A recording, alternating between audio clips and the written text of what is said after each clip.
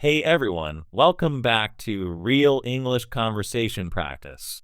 I'm Jake, your friendly neighborhood caffeine enthusiast. And I'm Nina, who's maybe even more obsessed with coffee shops than Jake. Today's episode is all about those everyday chats you have at your favorite cafe. Jake, how many hours have you logged at coffee shops, honestly? Oh, way too many. I think my local barista knows my order, my birthday, and probably my Wi-Fi password by now. But seriously, coffee shops are the perfect setting for real English practice, ordering, small talk, even meeting new people. Absolutely. And there's just something about the background buzz of a cafe that makes conversations feel so natural. So let's get into it. Jake, what's the most common phrase you hear at a coffee shop? Besides, can I get a large iced latte? I'd say it's the classic for here to go. That question always trips up English learners, but it's so common. For here means you're drinking it at the cafe. To go means you want it in a takeout cup. That's true. And sometimes people say to stay instead of for here, right? Is there a difference? Good catch. In the US, for here is more popular, but to stay is totally understood. In the UK, you might hear drink in or take away, but whichever you use, the barista will get what you mean. That's a fun tip. Okay, so let's walk through the basics. Imagine you're at a busy cafe. How do you place your order politely? Great question. Start with a greeting. Hi or good morning then. I'd like, or can I have, for example, hi, can I have a medium cappuccino, please? Always add please. It goes a long way. And don't forget to smile. Sometimes people get nervous and forget the basics. What if you're not sure what to order? How can you ask for a recommendation? Love that. You can say, what do you recommend? Or what's your most popular drink? Baristas usually love talking about their favorites. Once, I asked that and ended up with a crazy lavender latte. Totally not what I expected, but delicious. Lavender latte? That sounds so fancy. I think I'd panic and just get a black coffee. Okay, Jake, what about all those options? Milk types, sizes, syrups? How do you not get overwhelmed? It's like building your own adventure.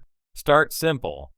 If you're unsure, say, I'm not sure what size this comes in, or what kinds of milk do you have? Baristas are usually patient. Once, someone in front of me ordered a half-calf oat milk, extra hot, no foam, caramel drizzle macchiato. It took the barista 3 tries to write it all down. I'd probably need a nap after just saying all that. So, what's the best way to handle it if you don't understand the barista's question? Just ask. Say, sorry, could you repeat that? Or, I'm not sure what that means. No shame, English speakers do this all the time. I once confused drip coffee for drip drop, and the barista just laughed and explained. Good reminder that it's okay to ask for help. So, you've placed your order, and now you're waiting. How do you strike up a conversation with someone sitting next to you? The art of coffee shop small talk. Start with something simple. Busy today, huh? Or that book looks interesting. What's it about? I once complimented someone's laptop sticker, and we ended up talking for an hour about travel. That's so cool. I love how cafes bring people together. But what if you're worried about interrupting someone? Always check for cues. If they have headphones in or look super focused, maybe wait. But a smile and a mind if I join you works wonders if it's a shared table and they seem open. Ooh, I like that. And I've noticed people sometimes use the coffee shop as their office. What's a polite way to ask to share a table if the place is crowded? Try, is this seat taken? Or would you mind if I sit here? 9 times out of 10, people are cool with it. I once made a new friend just by sharing an outlet.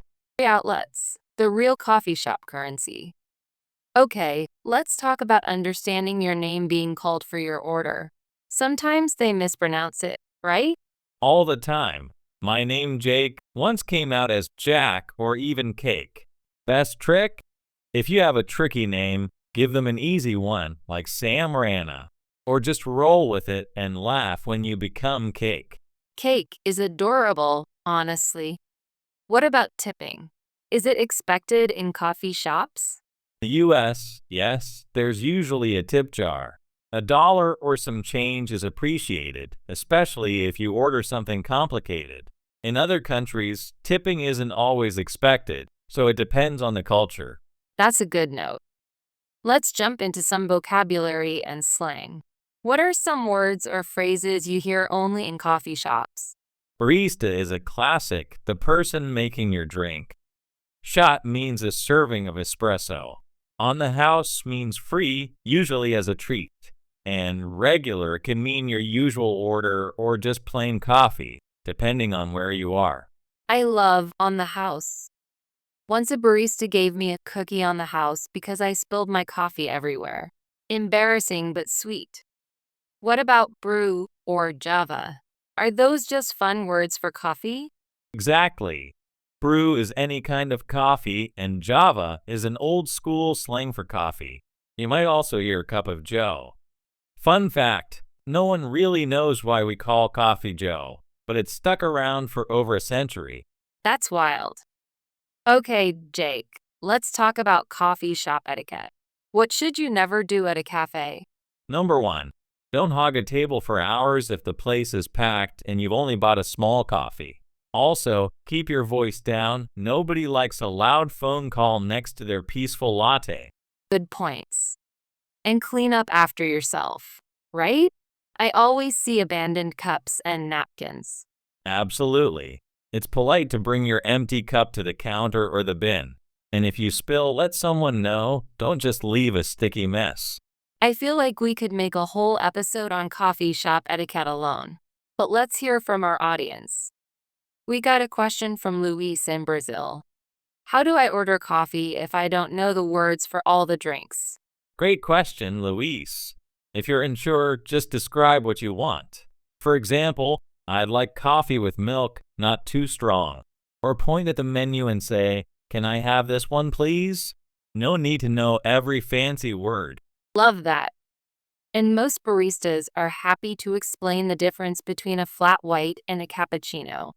Just ask. Exactly. It's all about communication. And if you accidentally order the wrong thing, just laugh it off. It happens to everyone. Speaking of mistakes, let's share our funniest language fail moments in a coffee shop. Jake, you first. Okay, so I was in Italy and I tried to order an espresso doppio, but pronounced it espresso doppio. The barista gave me a confused look, then said, "You mean double espresso?" We both cracked up. That's so good. Mine was in Paris. I tried to ask for un café au lait, but said un café au lait, which means coffee in bed. The barista winked and said, "Maybe next time." I turned so red. That's classic. Language fails just make the experience more memorable.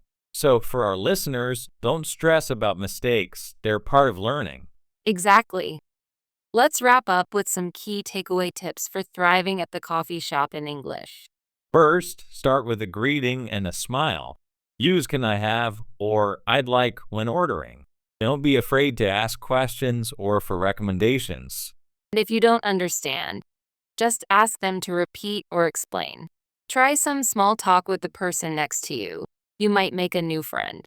Oh, and always clean up after yourself. Absolutely. And remember, coffee shops are the perfect place to practice real-world English. You'll get better every time. That's it for today's episode of Real English Conversation Practice. If you enjoyed this, follow, share, and subscribe. Tell us your funniest coffee shop stories. We'd love to hear from you. Until next time, keep practicing and maybe treat yourself to a cup of joe.